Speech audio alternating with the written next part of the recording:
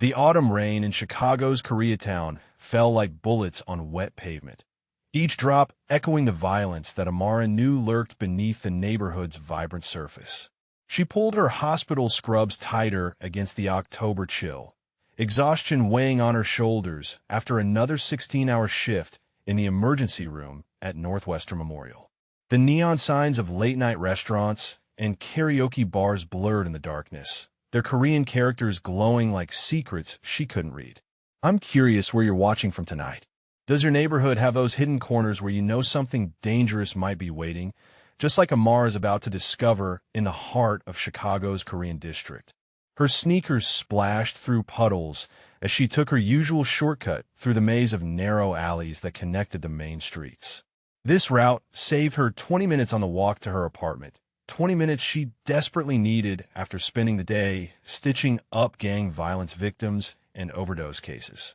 The familiar scent of kimchi and grilled meat from the all-night restaurants usually comforted her, but tonight something felt different. Wrong. A child's cry pierced the rain-soaked air. Amara froze, her nursing instincts immediately overriding her exhaustion. The sound came again, sharper now, filled with terror rather than simple distress. She followed the noise deeper into the alley, her heart hammering against her ribs as shadows seemed to shift and breathe in the dim light from a flickering street lamp. What she found made her blood turn cold. 3 men in dark clothing had cornered a small boy against a brick wall covered in Korean graffiti. The child couldn't have been older than 8, his school uniform torn and muddy, his face streaked with tears and rain. One of the men held a knife while another spoke in rapid, harsh Korean that Amara didn't understand, but whose meaning was clear enough. The third man kept watch, his eyes scanning the alley with the practiced awareness of someone accustomed to violence. The boy's eyes found hers across the narrow space. Even in the darkness, she could see they were large and dark, filled with a kind of resigned terror that no child should ever possess. He didn't call out to her, didn't plead for help.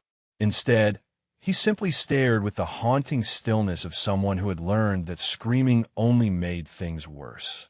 Amara's mind raced through her options. She could run, call the police, pretend she never saw anything. The smart choice would be to back away quietly and let whatever gang business this was play out without involving herself. She had no weapons, no training in combat, nothing but her medical knowledge and a fierce protective instinct that had driven her into nursing in the first place. The man with the knife raised it higher, and the boy closed his eyes. She acted without thinking. Her hospital bag contained an emergency epinephrine pen from a patient transfer earlier that evening.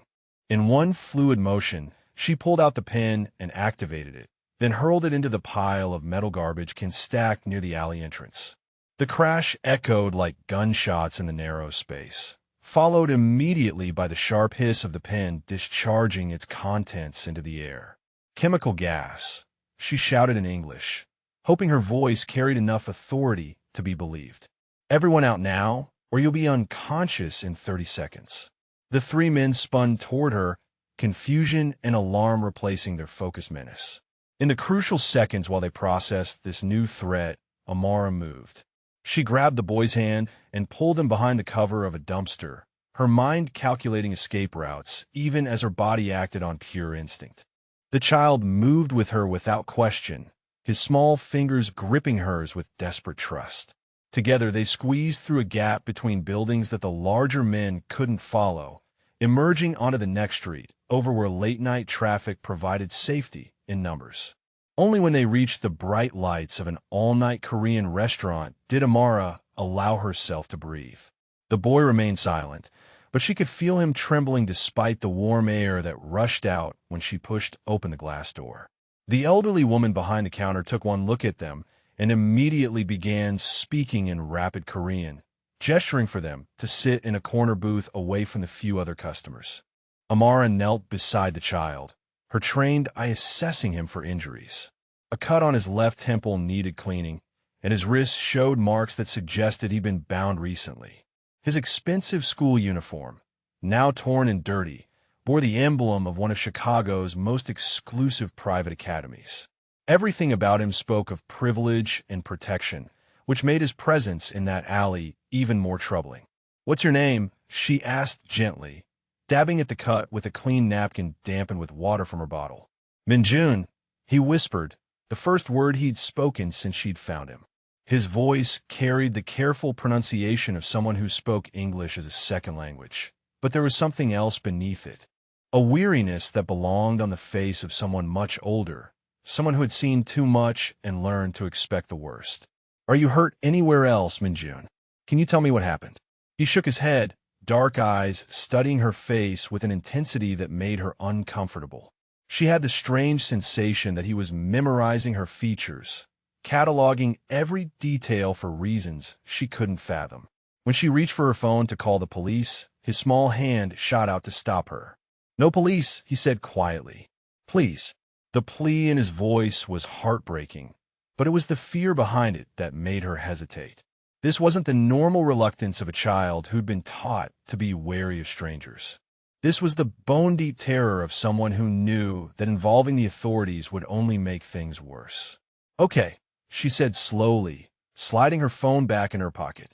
"But I need to call someone. Your parents, a family member, someone who can come get you." Minjun nodded, then recited a phone number with the mechanical precision of someone who'd been drilled to memorize it.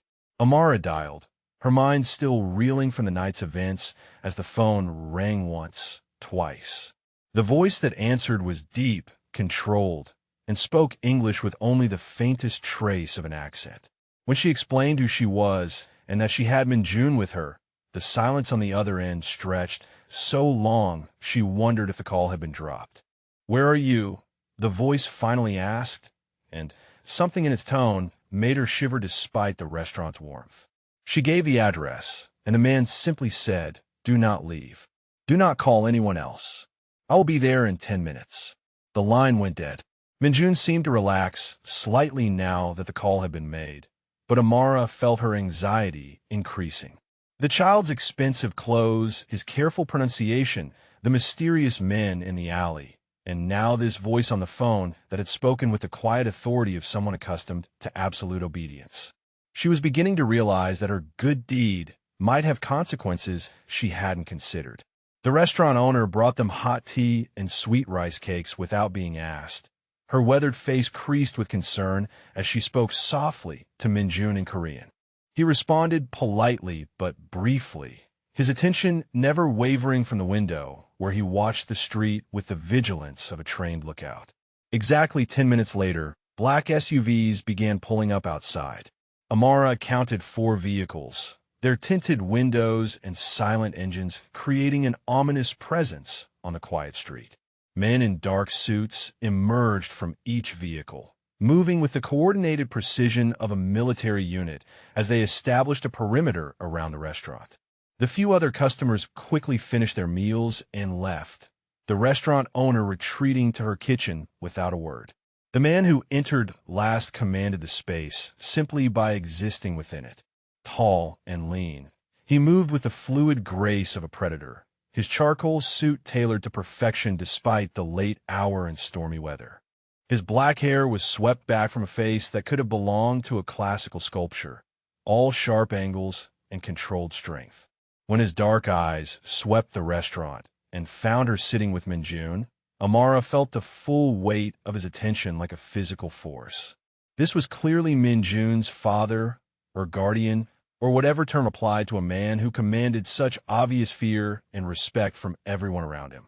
The child stood immediately, bowing slightly in a gesture that spoke of strict training and formal manners. But his relief was genuine as he moved to the man's side. The man's hand settled on Minjun's shoulder with a tenderness that seemed at odds with his intimidating presence. He spoke to the boy in rapid Korean, his voice soft and concerned as he examined the bandaged cut on his temple. Only when he was satisfied that Minjun was truly unharmed did he turn his full attention to Amara. She forced herself to stand and meet his gaze directly, drawing on every ounce of the confidence that had carried her through medical school and years of high-pressure emergency medicine. Whatever world she'd stumbled into tonight, she refused to be intimidated by it.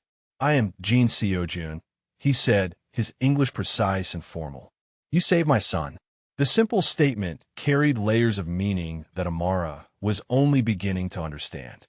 This was not just gratitude being expressed, but a debt being acknowledged.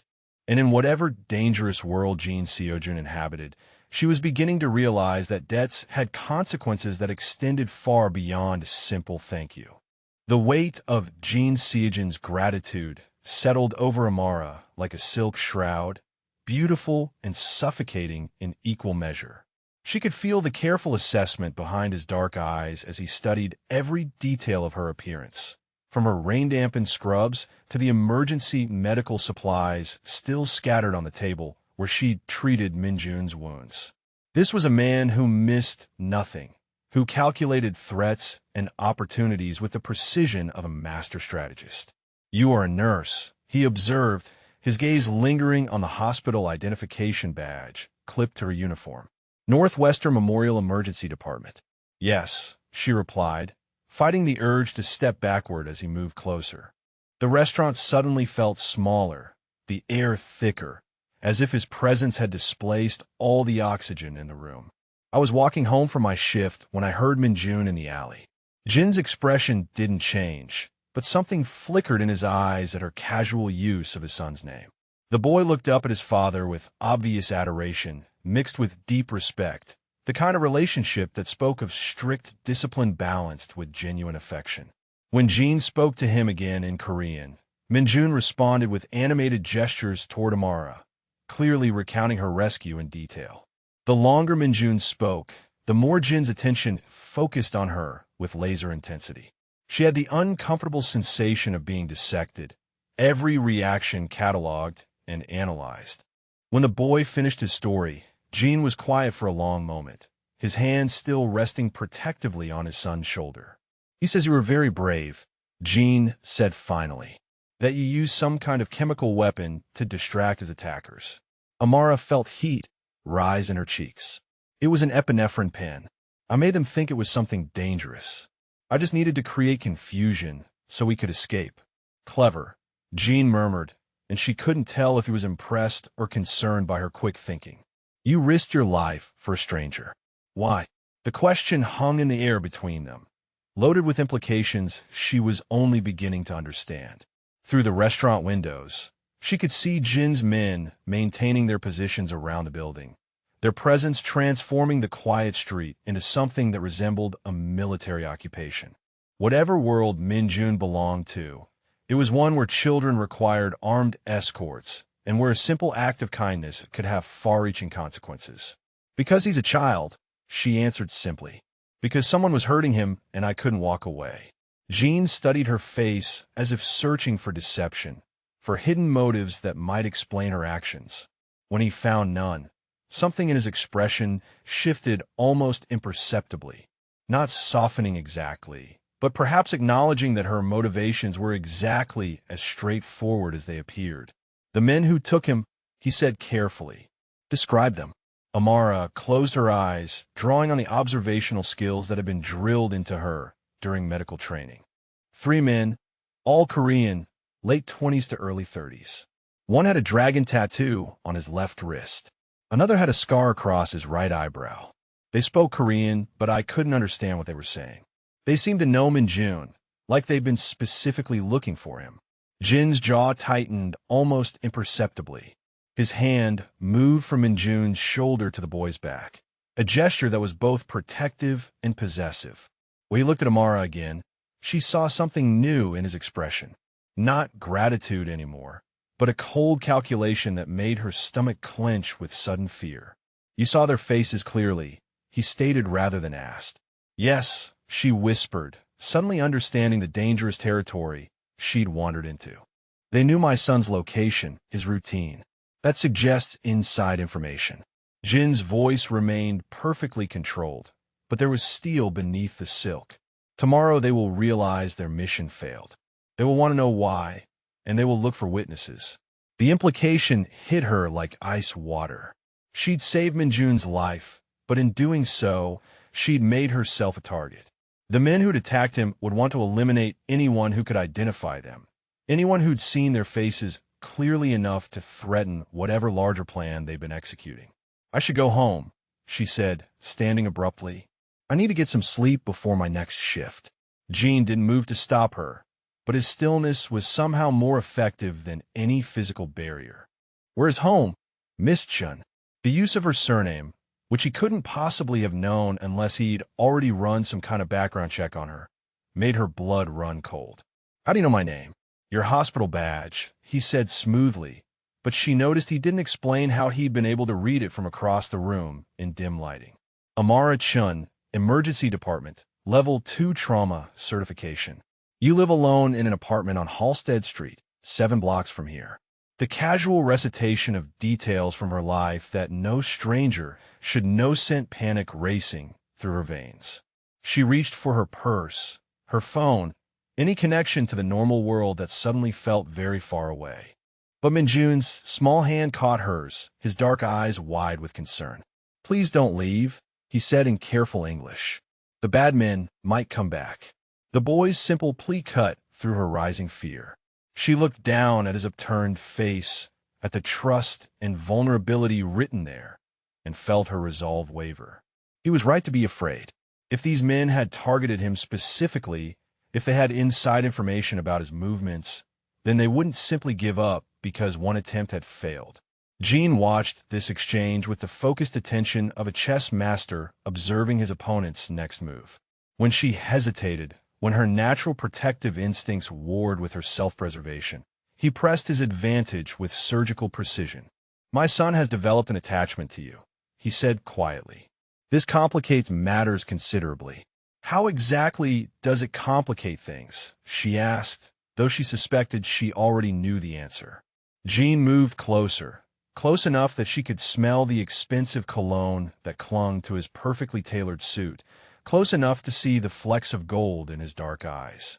When he spoke, his voice was pitched low, meant only for her ears despite the fact that they were alone except for Minjun and the restaurant owner who had wisely disappeared into her kitchen. You have seen too much tonight, Miss Chun. You can identify the men who attacked my son, which makes you valuable. But your knowledge also makes you dangerous, both to them and to me. In my world, such complications are usually resolved in one of two ways. She didn't need him to spell out what those two ways were. The ice in his tone told her everything she needed to know about how inconvenient witnesses were typically handled in whatever organization Jean commanded. However, he continued, his gaze flicking briefly to where Minjun still held her hand. My son seems to believe you are worth protecting. He has asked me to ensure your safety. Amara felt the trap closing around her with the inexorable certainty of gravity. This wasn't gratitude being offered, or even a genuine choice. This was a calculated decision by a dangerous man who had weighed her value against the risk she represented and found a use for her that served his purposes. What exactly are you suggesting? She managed to ask. Jean reached into his jacket and withdrew a business card, its surface embossed with Korean characters alongside English text. Dr. Kim's private medical services, it read, with an address in one of Chicago's most exclusive neighborhoods. My son has been through a traumatic experience tonight, Jean said, his voice taking on the measured cadence of a man making a business proposal. He will require specialized care, someone with medical training who understands the particular challenges of a situation, someone who has already proven her discretion and courage. You want me to be his private nurse. I want you to be alive, he corrected with brutal honesty. The men who took Minjun tonight work for people who do not tolerate witnesses. Your safest option is to accept my protection until this matter is resolved. And if I refuse, Jin's smile was sharp as winter moonlight. Then you would be choosing a very dangerous path, Miss Chun. One that I would regret, but could not prevent. The threat was delivered so smoothly, wrapped in such elegant language, that it took her a moment to fully process its implications. But Minjun's tight grip on her hand and the boy's wide, frightened eyes told her everything she needed to know about the reality of her situation. She was no longer free to simply walk away.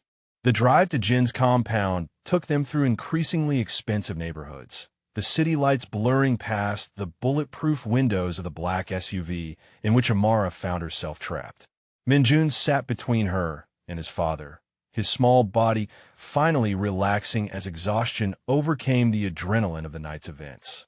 Jean spoke quietly into his phone in Korean, his voice carrying the kind of controlled authority that suggested he was accustomed to having his orders followed without question.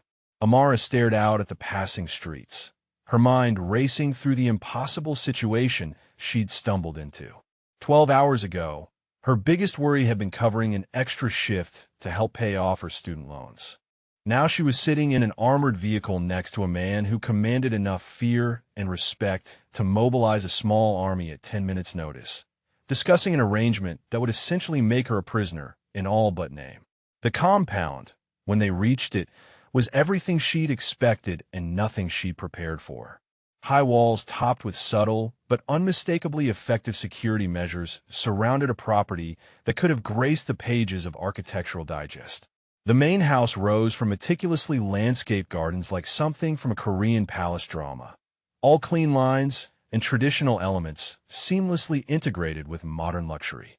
Jean carried his sleeping son from the vehicle, the gesture so natural and tender that it momentarily softened the harsh angles of his face. This was a man who clearly loved his child with fierce devotion, whatever else he might be capable of in his professional life. When Min-jun stirred in his arms, Jean murmured something in Korean that made the boy smile sleepily before settling back against his father's shoulder. "Your room is prepared," Jean said to Amara as they approached the house. "You will find everything you need for your stay." "How long exactly will my stay be?" she asked, fighting to keep her voice steady. Jean paused at the front entrance, his dark eyes meeting hers with unsettling directness. "Until it is safe for you to leave, which may be some time, given the circumstances." The front door opened before they reached it, revealing an older Korean woman whose sharp eyes immediately focused on Amara with undisguised curiosity. Jean spoke to her in rapid Korean, clearly explaining the situation, and her expression shifted from curiosity to understanding to something that might have been sympathy. "Mrs. Huang manages the household," Jean explained. "She will show you to your quarters and explain the household routine. Min-jun's schedule, his dietary requirements, and his educational needs have all been documented for your reference." Amara followed Mrs. Huang through corridors that belonged in a museum, past artwork that she suspected was worth more than most people's annual salaries. Everything spoke of wealth accumulated over generations, but there was nothing ostentatious about the display. This was power that had no need to announce itself. Her room was larger than her entire apartment, furnished with understated elegance that made her hospital scrubs feel even more inappropriate than they already did. A complete wardrobe in her exact size hung in the walk-in closet.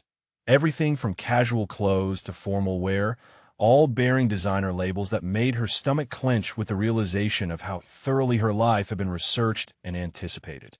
"How did you know my size?" she asked Mrs. Huang in careful English. Mrs. Huang's smile was kind but knowing. "Mr. Jean is very thorough in his preparations," she replied. "You will find toiletries in the bathroom, and Dr. Kim will arrive tomorrow morning to brief you on Master Min-jun's medical history."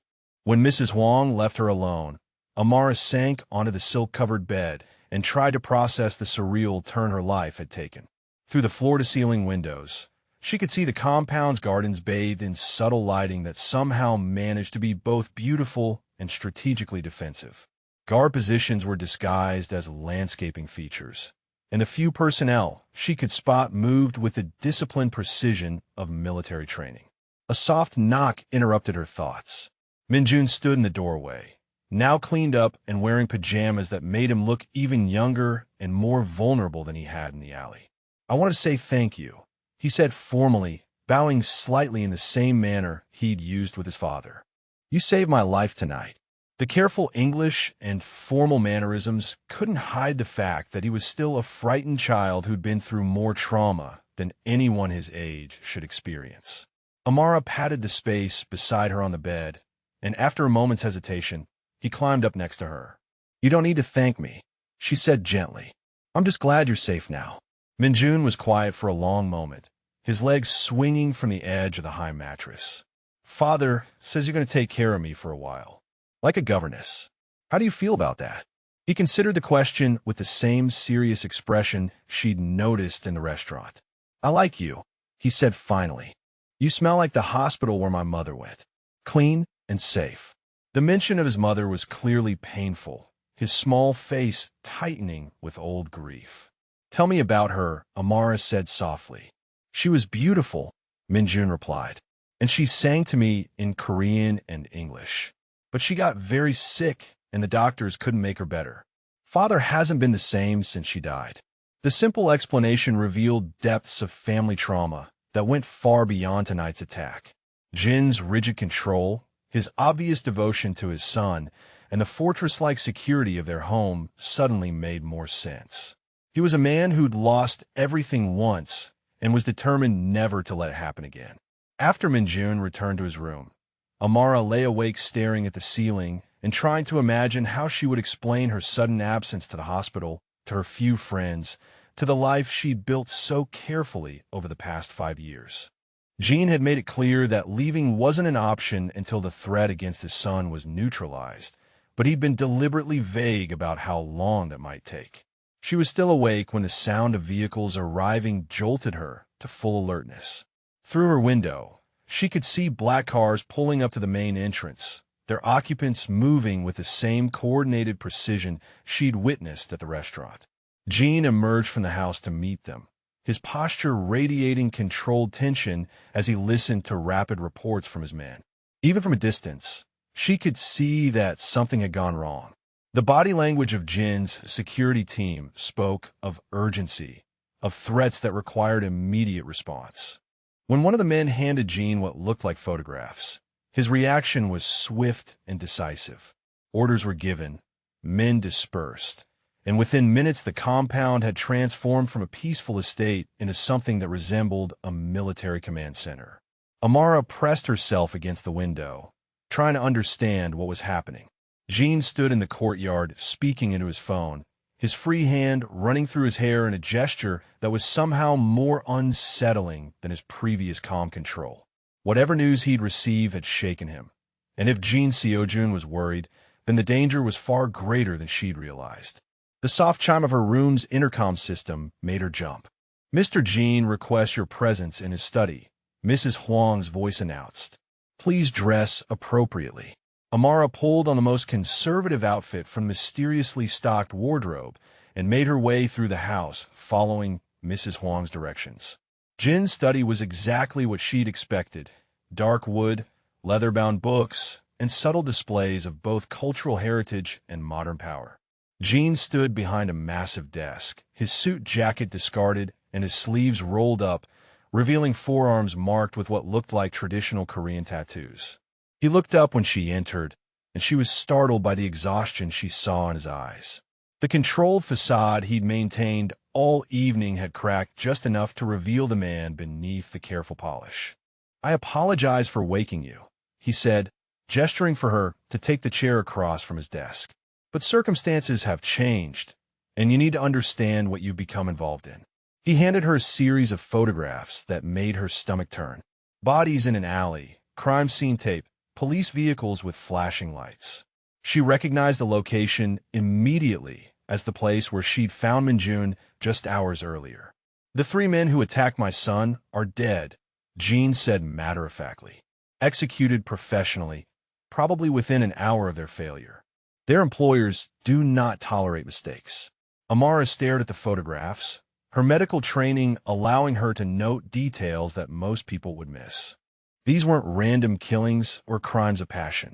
The precision of the wounds, the deliberate positioning of the bodies, everything spoke of calculated message sending. They're sending a warning, she whispered. To me, yes, but also to anyone who might have witnessed their operation.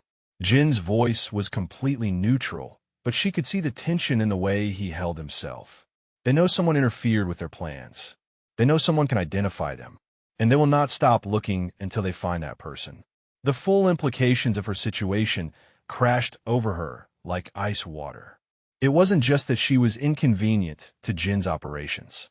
She was actively hunted by people who killed witnesses as casually as most people disposed of trash. How long will they keep looking?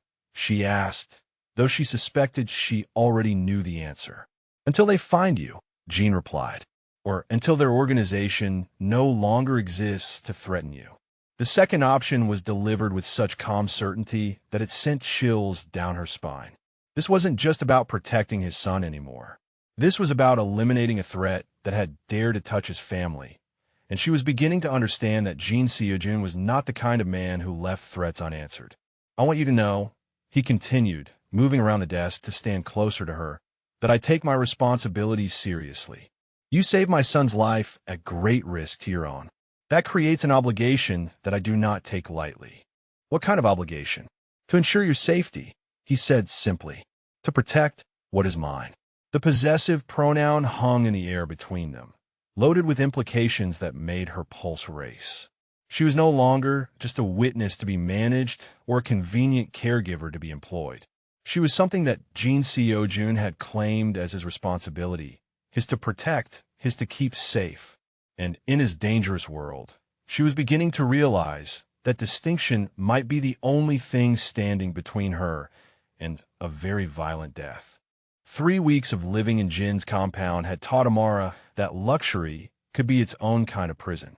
Her days fell into a carefully orchestrated routine that revolved around Minjun's needs, his education, and the subtle but constant awareness that armed guards monitored every entrance and exit. What she hadn't expected was how quickly the artificial arrangement would begin to feel like something dangerously close to family. Minjun proved to be a remarkable child, brilliant and curious despite the trauma that shadowed his young life. Their morning sessions in the compound's library became highlights of Amara's day as she helped him with advanced mathematics and English literature, marveling at his quick mind and gentle humor. He spoke often of his mother, sharing memories with the careful precision of someone determined not to forget a single detail. She used to read to me in the garden, he told her one afternoon, as they worked through a geometry problem that would have challenged most high school students. Father says I have her voice when I sing, but he doesn't like to hear it anymore. It makes him too sad. The observation revealed more about Jin's emotional state than anything the man himself had shared. In the 3 weeks since her arrival, their interactions had remained carefully formal, limited to discussions of Minjun's care and the ongoing security situation. He was polite, respectful, and maintained exactly the kind of professional distance that should have made her feel safe. Instead, she found herself watching for glimpses of the man beneath the careful control. Those glimpses came in unexpected moments. The way his expression softened when Minjun laughed. The protective hand he automatically placed on his son's back whenever they walked together. The exhaustion she sometimes caught in his eyes during the late-night security briefings that pulled him away from dinner. Jean Seojun was not just a dangerous patriarch, but a father struggling to protect the only family he had left. Her opportunity to see more came on a rainy Thursday evening when Minjun fell asleep early after a particularly intensive tutoring session. Amara was heading to her room when she heard piano music drifting from somewhere deeper in the house. A hauntingly beautiful Korean melody played with technical perfection but profound sadness. She followed the sound through corridors she'd never explored, past rooms filled with traditional artwork and modern sculptures, until she found Jean in a music room that took her breath away. A concert grand piano dominated the space, its black surface reflecting the soft lighting that illuminated walls lined with musical instruments from around the world. Jean sat at the piano bench, his usually perfect posture relaxed as his fingers moved across the keys with surprising grace. He'd removed his suit jacket and tie, his white shirt open at the collar in a way that made him seem more human and somehow more dangerous at the same time. The music filled the room with longing so acute it was almost painful to hear. He looked up when she appeared in the doorway, his hands stilling on the keys as their eyes met across the intimate space. For a moment, neither of them moved, the silence stretching between them loaded with awareness they'd both been carefully avoiding. "I'm sorry," she said quietly. "I heard the music, and I didn't want to interrupt." "You weren't interrupting," Jean replied, his voice carrying none of its usual formal distance. "Please come in." She moved into the room cautiously, drawn by the vulnerability she'd glimpsed in his playing. This was a side of him she'd never seen, artistic and emotional in ways that contrasted sharply with the controlled patriarch who commanded absolute loyalty from his organization. "That was beautiful," she said, meaning it completely. "What was the song?" "Something my wife used to sing," he answered, his fingers returning to the keys to play a few soft chords. "She had the voice of an angel, and she loved the old songs, the traditional melodies that carry our history." Minjun mentioned that she was very musical. Jin's smile was small and weighted with old grief. Hyojin could make any song sound like a prayer. She taught Minjun to sing before he could properly speak. "After she died, I couldn't bear to hear music in this house for almost 2 years." "What changed?" Amara asked gently.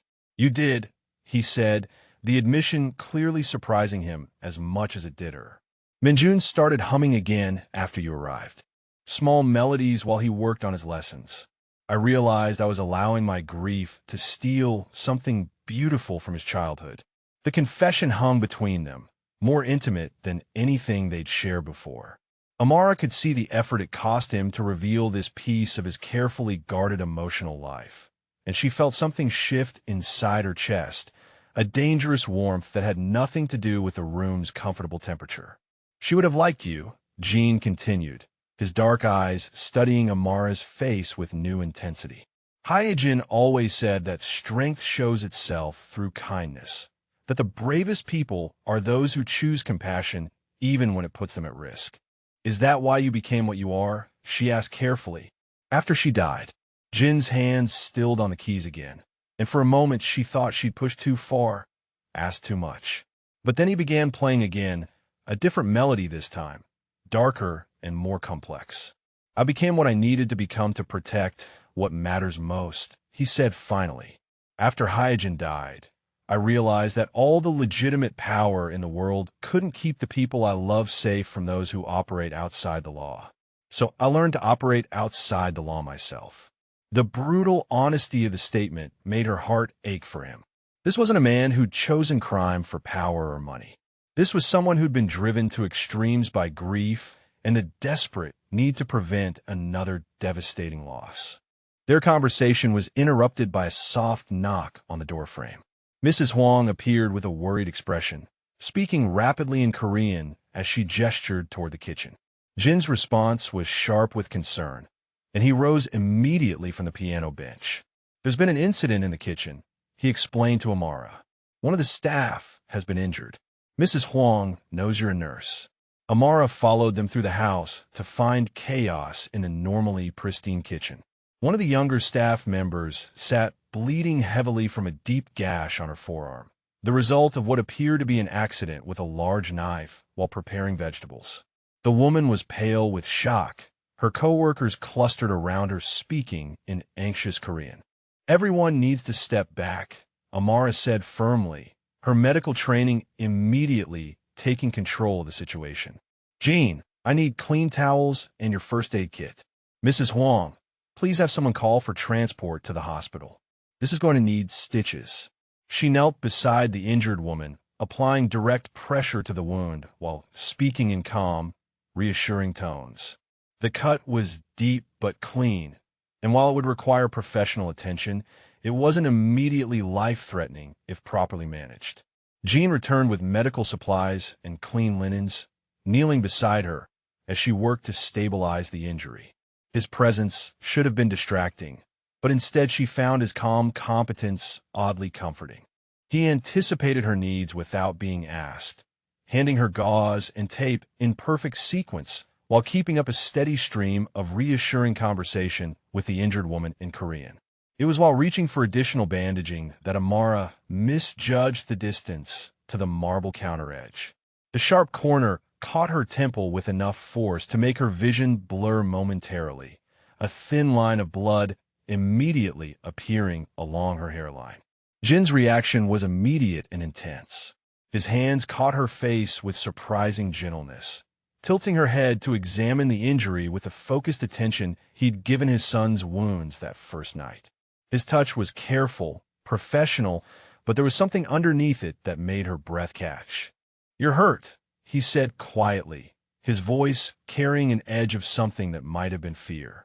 "It's just a scratch," she protested, but he was already reaching for the antiseptic with the same methodical care she'd shown the injured staff member. Jin's hands were steady as he cleaned the small wound, but Amara could feel the tension radiating from him as he worked. She was close enough to see the flecks of gold in his dark eyes, close enough to notice the way his jaw tightened with concentration, close enough to realize that his careful control was costing him considerable effort. When he finished treating the cut, his hands remained framed around her face, his thumbs resting against her cheekbones in a gesture that had nothing to do with medical care and everything to do with the attraction that had been building between them for weeks. The kitchen, the injured woman, the concerned staff all faded in a background as they stared at each other across a distance measured in inches rather than the careful miles they'd been maintaining.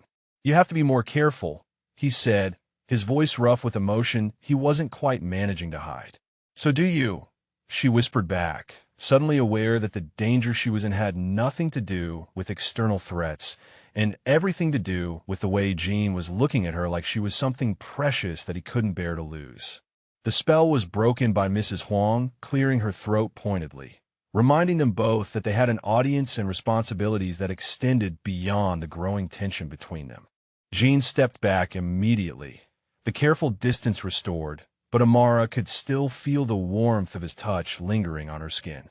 Later that evening, after the injured staff member had been treated and released from the hospital, Jean found Amara in the library, where she was reviewing Minjun's lesson plans for the following week. He carried a folder that he placed on the table between them with obvious reluctance. "Intelligence came in today about the organization that targeted Minjun," he said, his voice back to its usual professional tone. "Their plans are more extensive than we initially realized." Amara opened the folder to find photographs, documents, and what appeared to be intercepted communications. Even with her limited understanding of organized crime, it was clear that Minjun's kidnapping had been intended as the opening move in a much larger operation. "They planned to use him as leverage against me," Jean explained, "to force cooperation with a trafficking operation that would have moved through our territory. When that failed, they've apparently decided to target my business interests directly." He showed her additional intelligence that painted a picture of coordinated attacks on Jin's legitimate enterprises, attempts to turn his allies against him, and a systematic campaign designed to destroy everything he'd built over the past decade.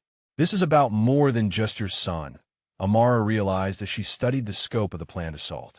"It always was," Jean confirmed. "But they made a critical error when they involved Minjun. They underestimated how far I would go to protect my family."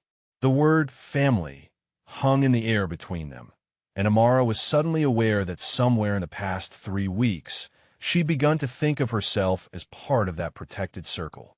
The realization should have terrified her, but instead it filled her with a sense of belonging she hadn't experienced since her parents' death years earlier. "There is something you could do to help," Jean continued carefully. "Your contacts at the hospital might be able to provide information about some of these individuals. Medical records, emergency room visits, anything that might give us insight into their movements." The request was politely phrased, but Amara understood the implications. He was asking her to use her professional position to gather intelligence, to cross ethical lines that would fundamentally change her relationship with her career and her sense of self. But as she looked at the photographs of the men who'd planned to use a child as a weapon, who'd killed their own operatives to cover their tracks, who were now targeting everything Jean had built to protect his family, she found her decision surprisingly easy to make. "I'll need access to a secure computer," she said quietly. "And I'll need guarantees that any information I provide will only be used defensively." Jin's smile was sharp with approval and something that might have been pride. "Consider it done," he said. And Amara, "Thank you." As she watched him leave the library, she realized that she'd just crossed a line she couldn't uncross. She was no longer just a protected witness or a convenient caregiver. She was now an active participant in Jin's dangerous world, and despite everything rational thought told her about the risks involved, she found she didn't regret the choice at all. The attack came during the Chuziak celebration, when the compound's usual rigid security had been relaxed to accommodate the cultural festival that Jean hosted annually for his extended organization family. Traditional Korean music filled the gardens. Children ran between tables laden with mooncakes and seasonal delicacies. And for the first time since arriving, Amara had begun to believe that she might actually be safe in this carefully protected world. She stood at the edge of the main courtyard watching Minjun perform a traditional dance with other children, his face bright with happiness as he moved through the choreographed steps. The boy had been different these past weeks, more open and trusting, the shadows gradually lifting from his young features as he grew comfortable with her presence in his daily life. Jean watched from across the courtyard, his formal business attire replaced by traditional Korean clothing that made him look both more approachable and somehow more dangerous. Their eyes met across the celebrating crowd, and the smile he gave her was completely unguarded for perhaps the first time since she'd known him. In that moment, surrounded by laughter and music and the warmth of community, it was possible to forget that this was a gathering of one of Chicago's most powerful criminal organizations.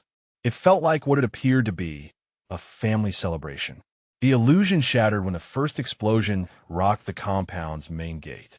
The festival atmosphere dissolved into chaos as Jin's security team immediately went into action, their coordinated response revealing training that went far beyond standard corporate protection. Guests were herded toward reinforced shelters while armed guards took defensive positions with the efficiency of a military unit. Through the smoke and confusion, Amara could see vehicles breaching the compound's perimeter, their occupants emerging with weapons that left no doubt about their intentions. Jean appeared at her side with the silent speed of a predator, his hands already reaching for Minjun, who clung to Amara's dress with terrified fingers. The transformation from gracious host to lethal commander was instantaneous and complete, his face set in lines of controlled fury that made her blood run cold. "Stay with Mrs. Huang," he commanded, pressing a small radio into Amara's hand. "Get to the safe room and wait for my signal." But his carefully laid plans crumbled when a second wave of attackers breached the garden walls from 3 different directions simultaneously. These weren't the desperate criminals who'd cornered Minjun in an alley. This was a coordinated military-style assault designed to overwhelm even Jin's sophisticated defenses through sheer numbers and superior positioning. A spray of automatic gunfire shattered the peaceful evening air, sending festival guests screaming toward whatever cover they could find. Amara threw herself over Minjun as debris rained down around them, her body forming a protective shield as Jean returned fire with deadly precision. The careful beauty of the compound's gardens became a war zone in seconds, traditional lanterns exploding in showers of sparks as bullets found their targets. She could hear Jean barking orders in Korean, his voice cutting through the chaos with absolute authority even as his men fell back toward more defensible positions. The attackers had done their reconnaissance well, targeting key security points and cutting off the most obvious escape routes. This wasn't a random act of violence, but a carefully planned operation designed to eliminate Jin's entire family line. Movement in her peripheral vision made Amara turn just in time to see one of Jin's security guards collapse near the ornamental fountain, blood spreading rapidly across his white shirt. Without thinking, she grabbed the first aid supplies that had been set up for the festival's minor mishaps and crawled toward the wounded man through a hail of gunfire. "What are you doing?" Jean shouted, his voice raw with something that might have been panic as he saw her expose herself to enemy fire. "He's bleeding out," she called back, already applying pressure to the guard's abdominal wound. "I can stabilize him, but I need cover." Jin's response was to unleash hell on the attackers who dared to put her in danger. His calm control shattered completely, replaced by the kind of focused violence that reminded everyone present exactly why he'd risen to command one of the most feared organizations in the city. Men who'd served under him for years later swore they'd never seen him fight with such ruthless efficiency, as if the sight of Amara under fire had stripped away every civilized restraint he possessed. While Jean carved a path of destruction through their enemies, Amara worked frantically to save the wounded guard's life. Her hands moved with practiced precision even as explosions shook the ground around her, her medical training overriding every survival instinct that screamed at her to find cover. She was dimly aware of Min-jun pressed against her back, his small hands clutching her dress as he whispered prayers in Korean. The turning point came when one of the attacking teams managed to flank Jin's position, putting them between him and the fountain where Amara knelt over her patient. She looked up to see three masked figures advancing with military precision, their weapons trained not on Jin, but on her and Min-jun. The message was clear. They'd come to take everything he valued, starting with the two people who mattered most.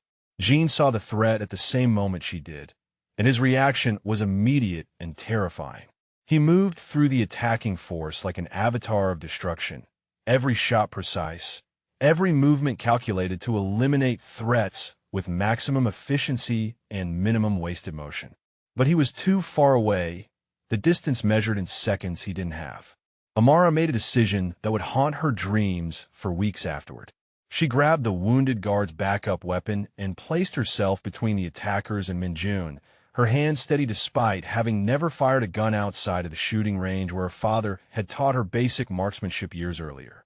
The first shot took her by surprise with its recoil, but the second and third found their targets with the kind of desperate accuracy that only comes from absolute necessity. When the immediate threat was neutralized, she found herself staring at what she'd done, the weapon trembling in her hands as the reality of taking human life crashed over her. These weren't faceless enemies anymore, but men whose blood now stained the festival decorations, whose lives she'd ended to protect a child who'd become as precious to her as if he were her own. Jin reached her as she began to shake, his arms closing around both her and Min-jun with fierce protectiveness. For a moment, they stayed frozen in that embrace, while the sounds of battle continued around them. Three people holding onto each other as the only certainty in a world that had exploded into violence.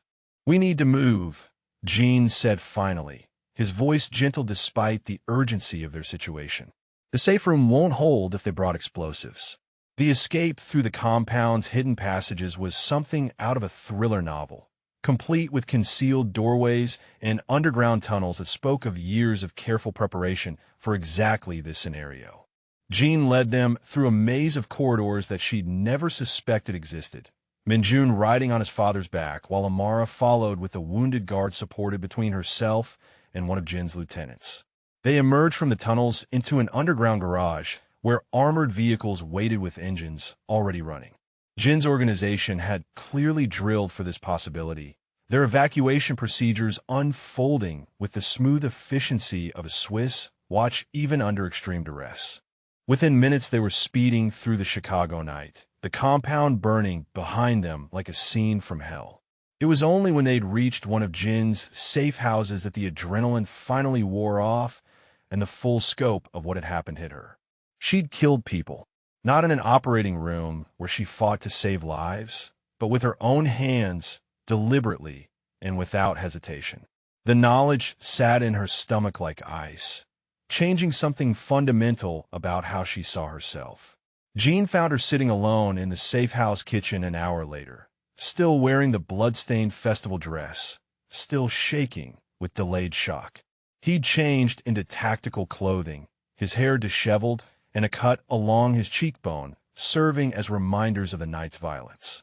When he sat across from her at the small table, she could see exhaustion and something that might have been guilt in his dark eyes. "I'm sorry," he said quietly. "This should never have happened. My security, my intelligence, everything failed tonight." "How many people died?" she asked, the words coming out flat and emotionless. "Too many," he replied, "but not the ones who mattered most." His hand covered hers on the table, warm and steady and somehow comforting despite everything it had done that evening. She should have pulled away, should have been horrified by his casual acceptance of violence, should have demanded to know exactly what kind of world she'd allowed herself to become part of. Instead, she found herself turning her hand palm up to interlace their fingers, holding on to his strength like an anchor in a storm that threatened to wash away everything she thought she knew about herself. "I killed them," she whispered, the confession tearing out of her like a physical wound. You protected Minjun, Jean corrected firmly. You did what any mother would do to save her child. The word mother hung between them, loaded with implications that went far beyond their current crisis. Somewhere in the past weeks, she'd stopped being just Minjun's caregiver and become something much more essential to both father and son. The realization should have terrified her, but instead it felt like coming home after a long journey she hadn't realized she'd been taking. What happens now, she asked. Now we disappear for a while, Jean said, until I can eliminate every trace of the organization that dared to threaten my family. The possessive pronoun was back, but this time she didn't question it. Tonight had proven that she was indeed part of what Jean considered as family, worth protecting at any cost, worth killing for without hesitation. The knowledge was both terrifying and deeply comforting in ways she was only beginning to understand. When Minjun appeared in the kitchen doorway, still pale, but seeking comfort from the two adults who represented safety in his chaotic world, Jean pulled the boy onto his lap, while keeping his other hand firmly linked with Amaris. They sat together in the quiet kitchen, three people who'd survived something terrible and found themselves bound together by more than just shared trauma. For the first time since that night in the alley, Amara allowed herself to admit the truth she'd been fighting for weeks. She was in love with Jean Seo-jun, completely and irrevocably, despite everything rational thought told her about the impossibility of their situation. And judging by the way he looked at her, as if she were something precious that he'd almost lost, the feeling was entirely mutual. The trap he'd set so carefully weeks ago had caught them both, and neither of them seemed inclined to escape. 6 weeks after the compound attack, Amara woke in the safe house to find Jean already gone from the bed they'd been sharing since the night everything changed.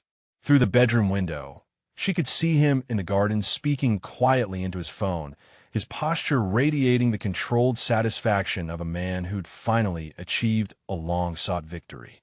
The morning light caught the gold in his dark hair, as she allowed herself a moment to simply watch him, marveling at how completely her life had transformed.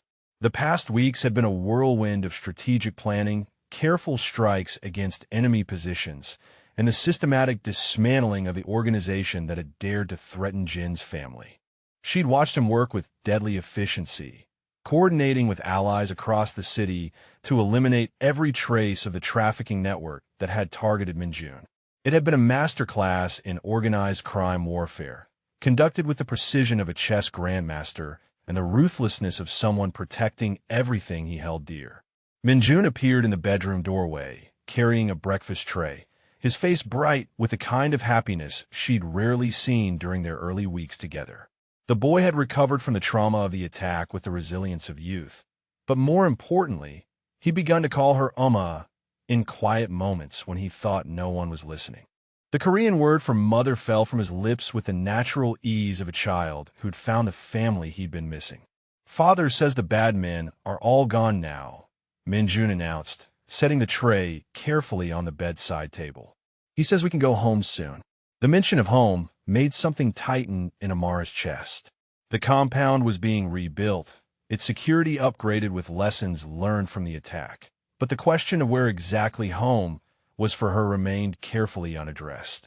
She existed in Jin's world now, by choice rather than necessity. But the terms of that existence had never been formally discussed. She was no longer a captive, but she wasn't sure what she was instead. Jean entered the bedroom as she was helping Minjun pour tea, his expression unreadable as he watched them interact with the natural ease of mother and child. When Minjun left to get ready for his morning lessons, Jean sat on the edge of the bed with the careful distance she'd noticed him maintaining lately, as if he were afraid to presume too much about their relationship. The last of them was eliminated yesterday, he said without preamble. The trafficking network, their financial backing, their political connections, all of it is gone. The simple statement carried enormous implications. For 6 weeks, the threat of retaliation had hung over them like a sword, requiring constant vigilance and the artificial shelter of safe houses and bodyguards. If Jean was right, if the danger was truly past, Then the original reason for keeping her close no longer existed. "So I'm free to go," she said, testing the words even as they made her stomach clench with unexpected loss. "You are always free to go," Jean replied carefully. "The contract was dissolved the night of the attack, when you chose to stay and fight beside us. Everything since then has been your choice." His honesty was both liberating and terrifying. He was right that she'd stayed by choice these past weeks, but those choices had been made in the heat of crisis, driven by adrenaline and necessity and the desperate need to protect Minjun. Now, faced with actual freedom, she had to decide what she truly wanted from a life that no longer resembled anything she'd planned. "What about you?" she asked. "What do you want?" Jean was quiet for a long moment, his dark eyes studying her face with the intensity she'd come to associate with his most important decisions. When he spoke, his voice carried the careful formality of someone making a business proposal, but she could see the vulnerability underneath. "I want to ask you to marry me," he said. "But not because you have nowhere else to go, not because you're trapped here by circumstances, and not because Minjun needs a mother figure. I want to ask because I love you and because I can't imagine my life without you in it." The declaration hung between them, simple and profound, and completely without the dramatic flourishes she might have expected from such a moment. This was Jean at his most honest, stripped of the careful control that usually defined his interactions with the world, offering his heart with the same straightforward directness he brought to everything that truly mattered. "But before I ask," he continued, reaching into his jacket pocket to withdraw an envelope that she recognized as official documents, "you need to know that you have real alternatives. These are papers that will give you a new identity, enough money to start over anywhere you want, and protection that will last for the rest of your life. You can walk away from this world completely and build whatever life you choose." Amara stared at the envelope, understanding that it represented more than just practical arrangements. This was Jin's way of ensuring that any choice she made was genuinely free, untainted by obligation or fear or the subtle coercion that had brought them together. He was offering her the one thing that had been missing from their relationship from the beginning: the power to leave.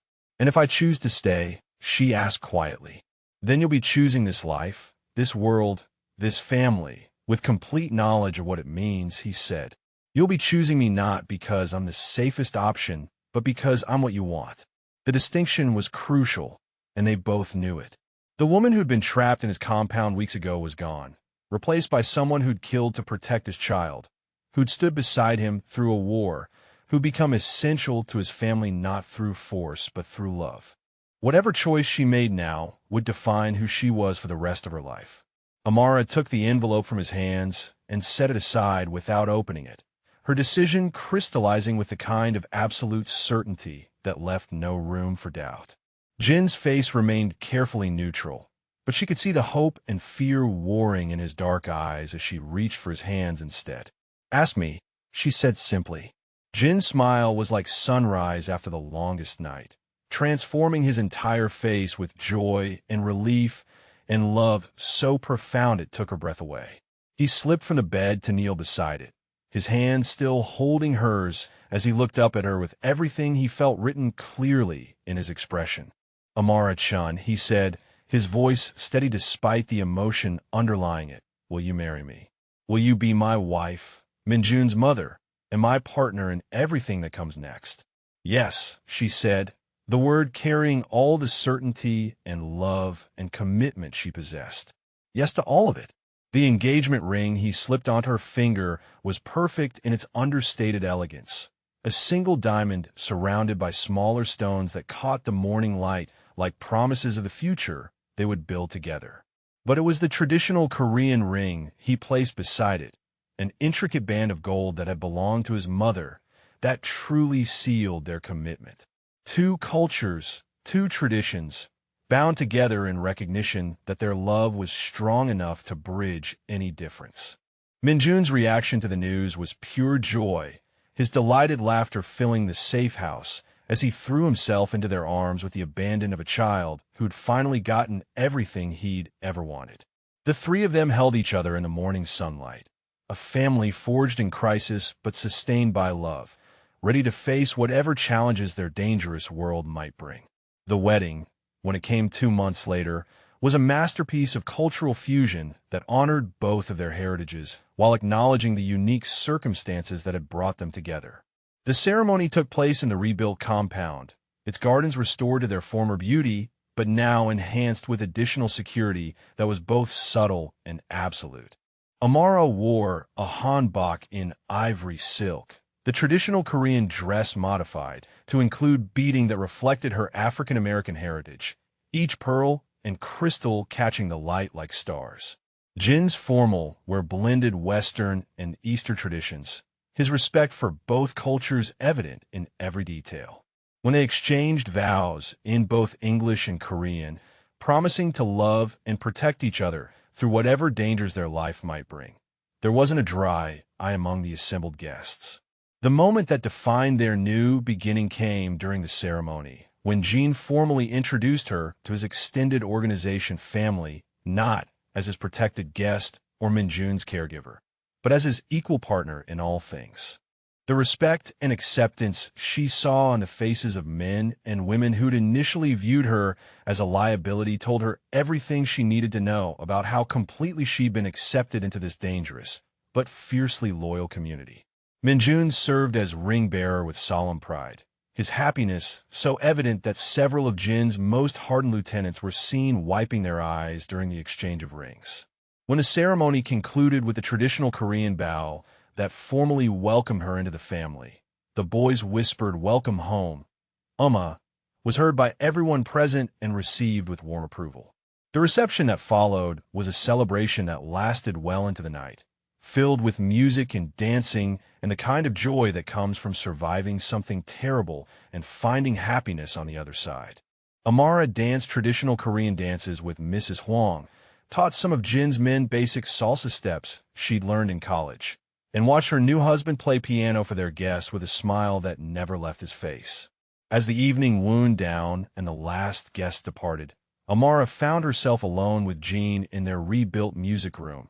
The piano where he'd first revealed his vulnerability, now the centerpiece of a space that belonged to both of them. He pulled her into his arms for one final dance to music only they could hear, their movements perfectly synchronized after all they'd been through together. "Do you have any regrets?" he asked as they swayed together in the soft lamplight. "Only that it took a crisis for us to find each other," she replied, meaning it completely. "But I wouldn't change anything else about how we got here." Jin's smile was soft with contentment and love, the expression of a man who'd found everything he'd ever wanted and knew exactly how precious it was. Tomorrow there would be new challenges, new threats to manage, new responsibilities that came with building a life at the intersection of love and danger. But tonight, in the safety of their home, surrounded by family and protected by bonds stronger than any external force, they had everything they needed. The cage had indeed become a chosen sanctuary, and they were both exactly where they belonged.